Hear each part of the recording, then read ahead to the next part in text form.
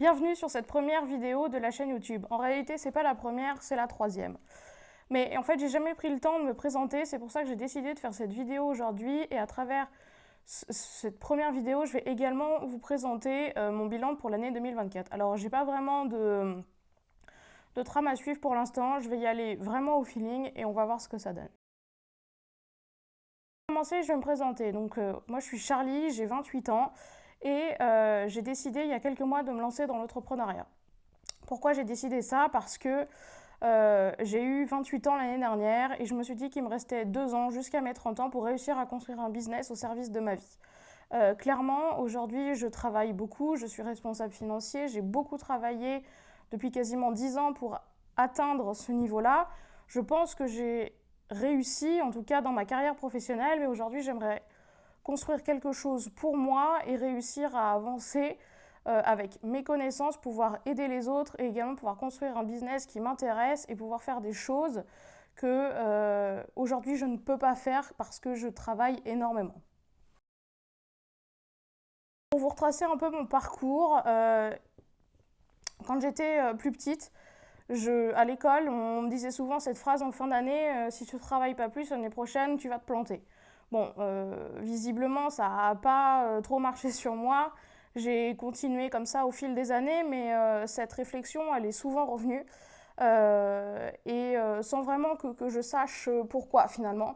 Et ce que je pense aujourd'hui, c'est que j'aimais pas trop ce que je faisais. Je sais que quand j'étais petite, j'aimais pas. Je disais, j'aime pas aller à l'école. Et finalement, j'ai fini par faire 5 ans d'études.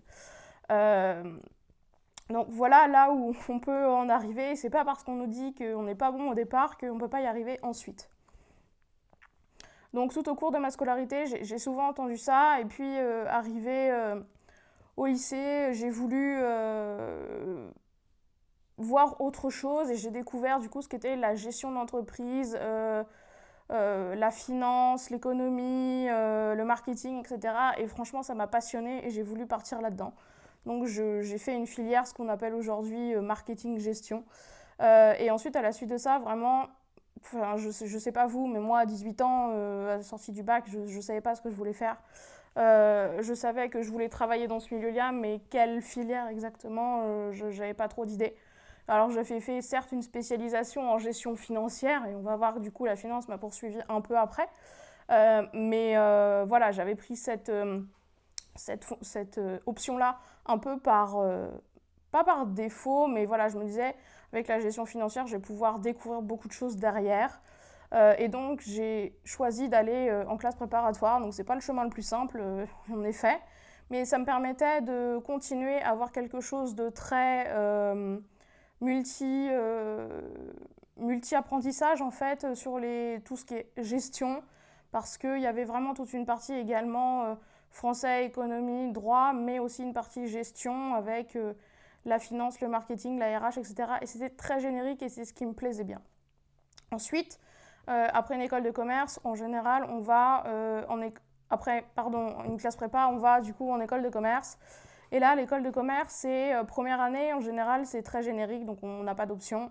Deuxième année, pareil, bien que maintenant, je crois que quelques programmes aient changé, mais moi, à l'époque, c'était encore très générique.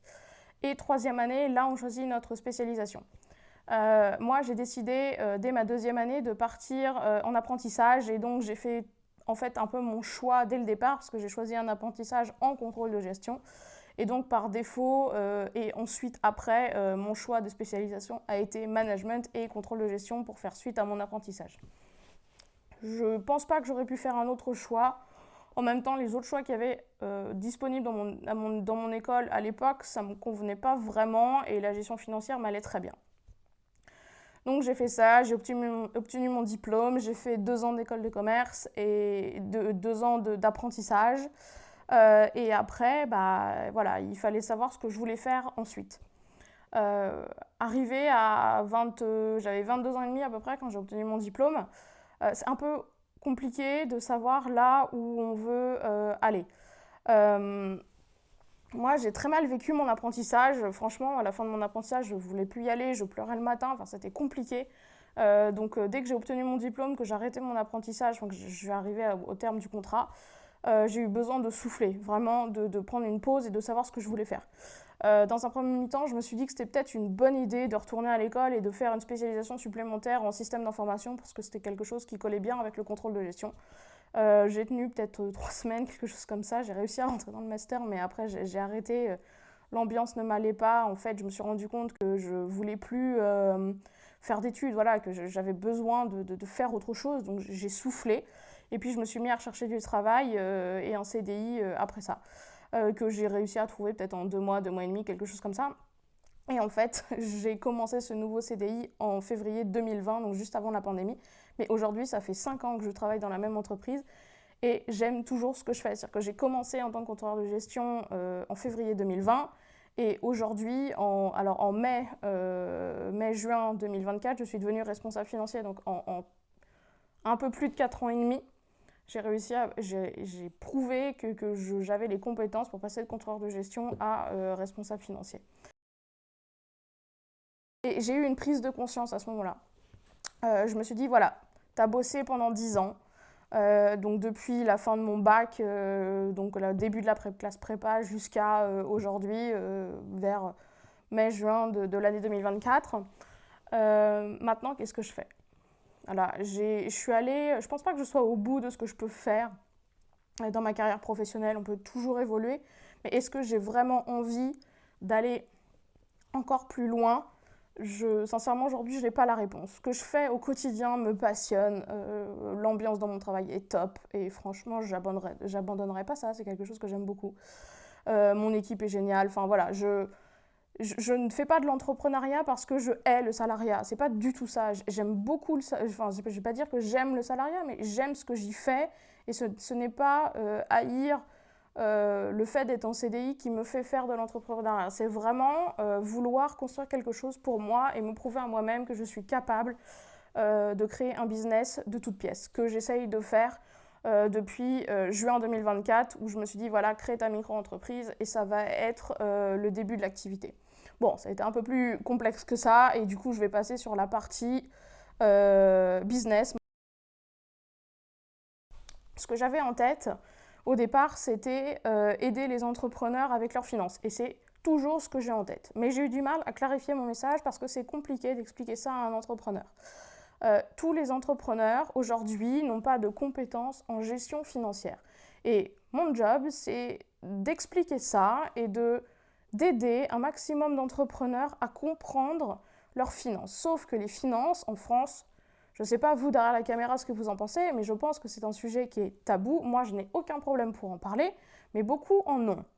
Je vois les finances comme un côté très technique. Je ne vois pas ça comme « Ah, cette personne, elle gagne tant et tout ». Non, moi, c'est des chiffres dans des tableaux qui permettent d'analyser des situations.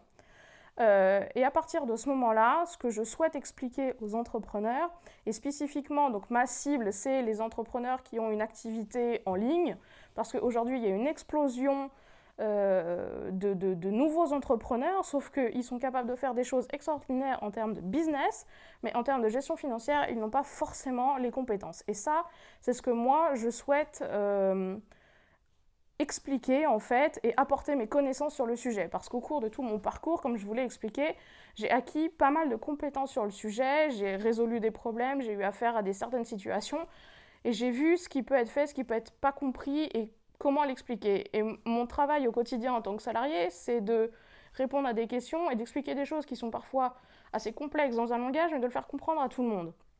Et aujourd'hui, c'est ce que je souhaite faire en tant qu'entrepreneur, et d'apporter mes connaissances, que ce soit sur la gestion financière, sur la gestion des budgets, comment gérer sa trésorerie. Voilà, avoir un panel de questions qui soit assez large et de compétences également sur quels sont les indicateurs que je dois calculer, comment je vois que ma société va bien ou pas bien. Voilà, ça c'est ce que je souhaite faire. Comme je disais tout à l'heure, j'ai eu un peu de mal à clarifier ça. Alors je sais que je veux faire ça depuis le début, mais j'ai eu du mal à le mettre en place pour que les gens voient ce que je fais. Et je pense que c'est pas toujours hyper clair.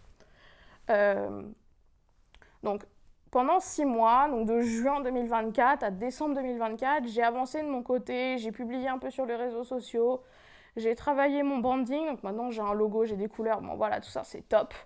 Mais mon offre, elle végétait un peu et je ne savais pas tellement où j'étais. Donc du coup, en décembre, j'ai décidé de me prendre en main et finalement d'investir dans un accompagnement pour que quelqu'un m'aide à avancer sur ces sujets-là. Parce que je suis très forte en finance et c'est clairement ma zone de génie et ce que je connais. Mais le marketing, la communication, etc., clairement, c'est pas mon truc. Et c'est aussi pour ça que je veux faire cette chaîne YouTube parce que parler devant cette caméra au quotidien, tourner un peu ma vie, un peu ce que je fais, vous expliquer ce que je fais à travers cette caméra, je pense que ça va m'aider aussi à parler et à m'exprimer correctement et à être voilà, un peu plus communicante, ce que je pense je n'ai pas complètement aujourd'hui. Que vous dire de plus sur ce bilan de l'année 2024? Donc il n'a pas été très florissant au niveau business, clairement, ça a été un peu plat. Et voilà, et maintenant je pars pour 2025 à fond, mais je vous parlerai des objectifs 2025 dans une autre vidéo. À côté de ça, j'ai quand même pas mal de passion finalement.